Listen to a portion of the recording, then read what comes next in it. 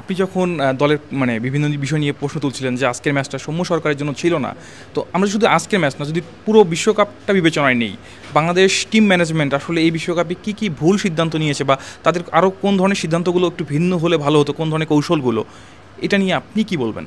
আচ্ছা, যেমন আপনার আজকের ম্যাচ নিয়ে আরেকটা কোশ্চেন তোলা যায়। আপনার এই বিশ্বকাপে এখন পর্যন্ত বাংলাদেশের যদি কোনো একজন ব্যাটসম্যানকে বলতে হয় যে কিছুটা ধারাবাহিক ছিলেন, বা যিনি ব্যাটিংয়ে নামার পর বাংলাদেশের সমর্থকরা কিছুটা যে হ্যাঁ এখন কিছু একটা হতে পারে এরকম আশা নিয়েছিলেন, সেটা হচ্ছে তাওহিদ হৃদয়।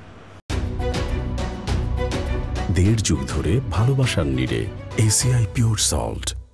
তো আজকে যখন বাংলাদেশের 12 ওভার 1 বলের মধ্যে, বা যদি 115-তে গিয়ে ছক্কা মারে সেটা 12 ওভার 5 বল পর্যন্ত পেত, এরকম একটা সিচুয়েশন বাংলাদেশ তাওহিদ হৃদয়কে নামালো 6 নম্বরে।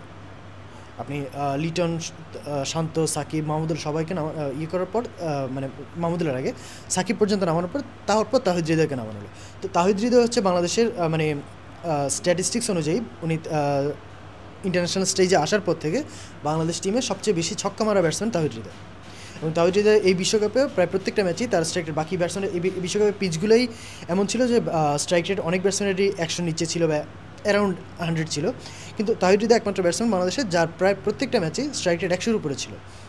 এমন একজন ব্যাটসম্যানকে আপনি নামালেন 6 নম্বরে, যেখানে আপনার 12 ওভার 1 বলের মধ্যে জেতার একটা তাড়া ছিল। সেক্ষেত্রে আপনি ইন্টেন্ট নিয়ে যে কোশ্চেনটা, এটা ঘুরে ফিরে আবার আসে যে তাহলে বাংলাদেশ কেন তাওহিদ হৃদয়কে 6 নামালো, কেন তাওহিদ হৃদয়কে 4-এ বা সাকিবের আগে মাহমুদ বা ইভেন আপনার শান্ত রায়কে কেন নামানো হলো না, যেখানে আপনার আজকে দ্রুত রান নেওয়ার একটা তাড়া ছিল। তারপর আরেকটা কোশ্চেন আসতে পারে আপনার, যেমন যেটা সৌম্য সরকার নিয়ে তো বলো, সৌম্য সরকারকে আপনি ভারতের এগেনস্টে খেলা নেন, যেটা এই পিচের চেয়ে একটু বেটার পিচ ছিল। ভারতের বোলিং, হ্যাঁ ভারতের কুলদীপ যাদব ছিল বা ইয়ে ছিল, বাট আজকের চেয়ে সৌম্য সরকার ওই ম্যাচে খেলাটা হয়তো সৌম্য সরকারের জন্য সহজ হতো। অস্ট্রেলিয়ার এগেনস্টে সৌম্য সরকারের খেলাটা যদি সৌম্য সরকারকে খেলাতেই হয়, সেক্ষেত্রে হয়তো আজকের ম্যাচের চেয়ে ভারত বা অস্ট্রেলিয়া ম্যাচে তাকে খেলালে সেটা সৌম্য সরকারের জন্য বেটার হতো, বাংলাদেশের জন্য হয়তো বেটার হতো। এখন কী হতে পারতো সেটা পরে এসে আসলে হাইন্ডসাইটে অনেক কিছুই বলা যায়, বাট আজকের ম্যাচ সৌম্য সরকারের জন্য ছিল না, কারণ এই পিচ এই বোলারের এগেনস্টে সৌম্য সরকারের ব্যাটিং যায় না। তারপর আপনার কোশ্চেন উঠতে পারে ইয়েকে নিয়ে, আপনার শরীফুল ইসলামকে নিয়ে। শরীফুল ইসলাম বাংলাদেশের one of the better bowlers, কিন্তু হ্যাঁ উনি ইনজিউর্ড ছিলেন প্র্যাকটিস ম্যাচে, ইন্ডিয়ার এগেনস্টে চোটে পড়লেন, তারপর উনি ফিরতে কিছুটা সময় লেগেছে। তারপর তানজিম সাকিব খুব ভালো বোলিং করাতে তাকে সুযোগ দেওয়া যায়নি, বাট স্টিল যেমন আজকে আফগানিস্তানের এগেনস্টে ম্যাচটা বাংলাদেশ হেরে গেল শেষ পর্যন্ত।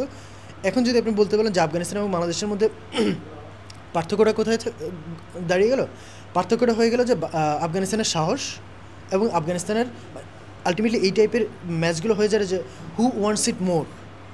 তো এই জায়গায় হচ্ছে বাংলাদেশের চেয়ে আফগানিস্তান অনেক বেশি সাহস দেখিয়েছে, আফগানিস্তান অনেক বেশি চেয়েছে, সেই কারণে আফগানিস্তান জিতেছে।